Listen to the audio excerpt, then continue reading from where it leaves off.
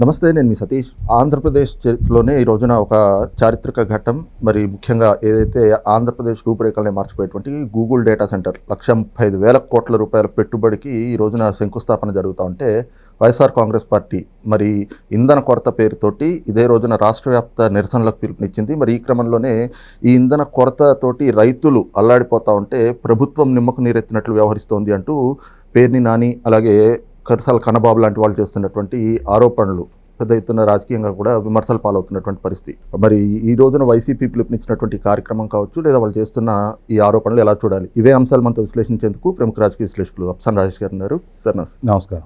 Sir, ముఖ్యంగా తెలుగుదేశం రాజకీయం కంటే కూడా ఒక పడుపు వృత్తి చేసుకునేటువంటి మహిళ జీవితం గొప్పది అంటూ మరి ఇంధన కొరత అంశం పైన పేరు నాని చేస్తున్నటువంటి ఆరోపణలు, అలాగే గూగుల్ డేటా సెంటర్కి ఈ రోజు శంకుస్థాపన చేయబోతా ఉంటే మరి మాజీ మంత్రి కురసాల కన్నబాబు మాట్లాడుతూ అబ్బా కొడుకులు ఇద్దరు రిబ్బన్ కత్తెర జేబులో పెట్టుకుని తిరుగుతూ ఉంటారు అని చెప్పి ఎగతాళి చేసే విధంగా వాళ్ళు చేస్తున్న ఈ ఆరోపణలు ఎలా చూడాలి? ఇప్పుడు వాస్తవంగా ఆంధ్రప్రదేశ్, తెలంగాణ, ముఖ్యంగా మనం ఉన్న హైదరాబాద్లో ప్రతి పెట్రోల్ బంక్ దగ్గర చూస్తూ ఉన్నాం. మనం ఎంతెంత క్యూలు ఉన్నాయి, పెట్రోల్ బంకులు బయట ఎలా నో స్టాక్ బోర్డ్స్ కనిపిస్తున్నాయి అనేది చూస్తూ ఉన్నాం. అయితే ఒక రకంగా మాట్లాడుకుంటే విశాఖపట్నం రిఫైనరీ నుంచి ఆంధ్రప్రదేశ్ అలాగే తెలంగాణకి పైప్ లైన్ ద్వారా సరఫరా కూడా అవుతా ఉంది వాస్తవం. అయితే ఇక్కడ స్టాక్ పాయింట్స్కి వచ్చిన ఈ పెట్రోల్ డీజిల్ డిస్ట్రిబ్యూటరీ పాయింట్స్ అయినా పెట్రోల్ బంకులకి చేరే క్రమంలో జరిగిన కొన్ని పాలసీ డెసిషన్స్, అంటే కంపెనీలు తీసుకున్న కొన్ని విధానపరమైన నిర్ణయాల్లో ఉన్న లోపాల కారణంగా ఈ సప్లై నెట్వర్క్ దెబ్బతిందో వాస్తవం.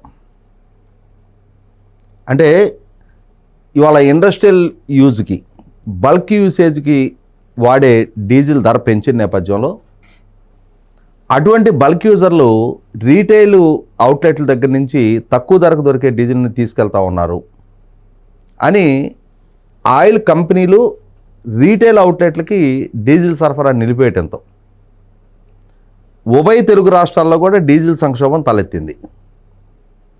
ఇలా సప్లై నిలిపివేయటం వల్ల ఆ నిలిపివేత పర్యవసానం సాధారణ వినియోగదారుడి మీద పడే ప్రభావాన్ని అసెస్ చేయకుండా ఆ డెసిషన్ మేకర్స్లో తీసుకున్న ఆ డెసిషన్ మేకర్స్ ఎవరైతే ఉన్నారో వాళ్ళు పరిస్థితుల్ని పూర్తిగా అనలైజ్ చేసుకోకుండా తీసుకున్న తొందరపాటు నిర్ణయ పర్యవసానం సమాజం, ప్రజల అవసరాలు వీటిని పరిగణలోకి తీసుకోకుండా కేవలం కార్పొరేట్ సంస్కృతిలో భాగంగా తమ కంపెనీ తమ లాభాపేక్ష దృష్టితోటి ఒక కార్పొరేట్ కంపెనీ యాజమాన్యంలో తీసుకున్న నిర్ణయ పర్యవసానం ఇవాళ రాష్ట్రంలో ఇటువంటి సంక్షోభ పరిస్థితి తలెత్తింది వాస్తవం. అయితే ఇక్కడ గమనించుకోవాల్సింది, సంక్షోభం తలెత్తింది. ఈ తలెత్తిన నేపథ్యంలో పాలకులు ఎలా స్పందించారు? ఇవాళ ముఖ్యమంత్రిగా చంద్రబాబు నాయుడు గారు ఆయన పదే ఒకటే మాట చెప్తారు, when there is a crisis there is an opportunity. ఇవాళ ఈ సంక్షోభం తలెత్తింది వాస్తవమే, కానీ ఈ సంక్షోభ నేపథ్యంలో ఇవాళ కంపెనీల స్థాయిలో వాళ్ళొక తప్పుడు నిర్ణయం తీసుకున్న ఇంపాక్టు సొసైటీ ఎలా విక్టిమ్గా మారుతుంది అనేది కళ్ళ ముందు కనిపిస్తున్న నేపథ్యంలో ఇది తప్పనిసరిగా అడ్రస్ చేస్తే రాసిన ఇష్యూ అనే ఒక సంకేతం ప్రభుత్వానికి చేరినట్టయింది. రాష్ట్ర ముఖ్యమంత్రి హోదాలో కంపెనీల్లో ఎంత స్టాక్ ఉంది, కంపెనీల నుంచి బంకులకి ఎంత ఆయిల్ చేరుతా ఉంది, బంకుల దగ్గర ఎంతెంత క్యూలు ఉంటా ఉన్నాయి, ఈ సంక్షోభం వల్ల ప్రధానంగా ఏ రంగాలు ఇంపాక్ట్ అవుతా ఉన్నాయి. ఇక్కడ గమనించుకోవాల్సింది, మనకి స్కూల్స్ అన్నిటికీ దాదాపుగా ఎండాకాలం సెలవులు ఇచ్చేశారు, స్కూల్ వ్యాన్లు ఇక నడవు. అదే టైంలో రబీ హార్వెస్టింగ్, నేను గడిచిన 3 రోజులుగా కర్ణాటక, రాయలసీమ ప్రాంతాల్లో నా వ్యక్తిగత పర్యటన రీత్యా నేను పర్యటించవచ్చున్నా.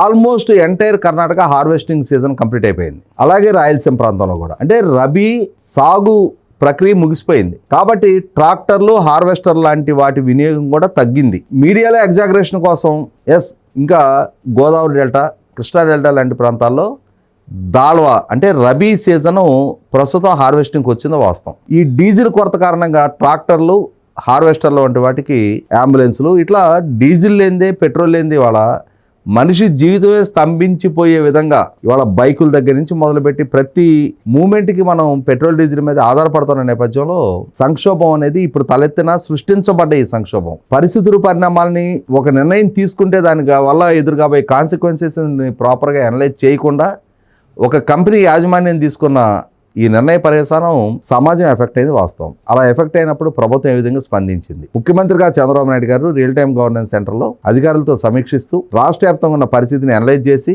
కంపెనీల వాళ్ళని ఇమ్మీడియట్ గా రౌండ్ ది క్లాక్ మీరు ఆదివారం కూడా పనిచేయండి, ఈ సంక్షోభం నివారించబడాలి అని చెప్పని యుద్ధ ప్రాతిపదిక మీద అందరు అధికారులని సమాయత్తం చేసి ఇవాళ వీలైనంత వరకు ఈ సిచ్యుయేషన్ నార్మల్సీకి తీసుకొచ్చే ప్రయత్నం చేస్తూ ఉన్నారు. వాస్తవంగా ఈరోజు ఉదయానికే పరిస్థితి అదుపులోకి వస్తుంది అని అనుకున్న దగ్గర రేపు ఉదయానికి ఈ పరిస్థితి అదుపులోకి రావడానికి ఆస్కారం ఉంది. ఏ పెట్రోల్ బంక్ దగ్గర కూడా పెట్రోల్ డీజిల్ కోసం అదనంగా వెయిట్ చేయాల్సిన నెస్టీ లేకుండా ఎలా అయితే వాకిన్ కస్టమర్కి పెట్రోల్ డీజిల్ దొరుకుతుందో అదేవిధంగా దొరికే పరిస్థితి తీసుకురావాలని చెప్పని ప్రయత్నం జరుగుతూ ఉంది. ఇదే సందర్భంలో మీరు ఇందాక చెప్పినట్టుగా గోతికాడ నక్కలు కాసు కూర్చుంటారు ప్రతిపక్ష పార్టీలు. అన్ని ప్రతిపక్ష పార్టీలను కూడా మనం ఇదే విధంగా విమర్శించాల్సిన నెస్టీ లేదు. ప్రస్తుతం ఉన్న వైసీపీ గతంలో పాలకుడిగా జగన్మోహన్ రెడ్డి పరిపాలన చూసాం.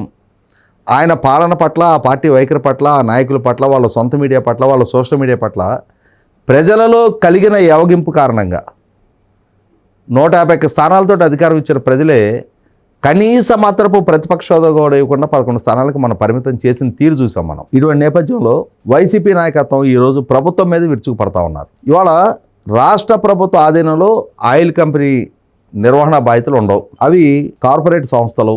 ఈవెన్ దో అవి పబ్లిక్ సెక్టర్ అండర్టేకింగ్స్ అయినా సరే అవి ఆ కార్పొరేట్ స్ట్రక్చర్లోనే పనిచేస్తూ ఉన్నాయి. అటువంటి సంస్థలతోటి ఏదైనా ఒక కాన్ఫ్లిక్ట్ తలెత్తినప్పుడు పాలకుడిగా చంద్రబాబు నాయుడు గారు వ్యవహరించిన తీరు, ఆయన కనపరిచిన శ్రద్ధ, జరుపుతున్న సమీక్షలు, అధికారులను హెచ్చరిస్తున్న తీరు, ఆయిల్ కంపెనీల యాజమాన్యాలతో కూడా మాట్లాడుతున్న తీరు, పెరిగిన సరఫరా, ఇవన్నీ కళ్ళ ముందు కనిపిస్తున్నప్పుడు పాలకుడిగా ఆయన స్పందించినప్పుడు ఈరోజు మాజీ మంత్రి కన్నబాబు, మాజీ మంత్రి పేర్ని నాని అంటే చంద్రబాబు నాయుడు గారిని, తెలుగుదేశం పార్టీని నీచంగా విమర్శిస్తూ ఇదే పేర్ని నానిని, ఇదే కన్నబాబుని నేను సవాలు విసురుతా ఉన్నా. ఇవాళ కేంద్రంలో నరేంద్ర మోడీ గారి నాయకత్వంలో ఉన్న ప్రభుత్వం కొనసాగుతూ ఉంది అధికారంలో. ఇవాళ ఈ కంపెనీలన్నీ కేంద్ర ప్రభుత్వ అజమాయిషీలో పనిచేస్తాయి. నరేంద్ర మోడీ గారు ఇవాళ దేశవ్యాప్తంగా ఎటువంటి సమస్య తలెత్తకుండా ఆంధ్ర, తెలంగాణ, తెలుగు రాష్ట్రాల్లోని సమస్య ఎలా తలెత్తింది అని చెప్పి నరేంద్ర మోడీ గారిని దూషించమనండి. ఇవాళ ఒక జుగుత్సాకరమైన పదజాలంతో, పోలికలతోటి పేర్ని నాని చంద్రబాబు నాయుడు గారి ప్రభుత్వాన్ని కించపరుస్తూ ఉన్నాడు. అదే సందర్భంలో కన్నబాబు, చంద్రబాబు నాయుడు గారు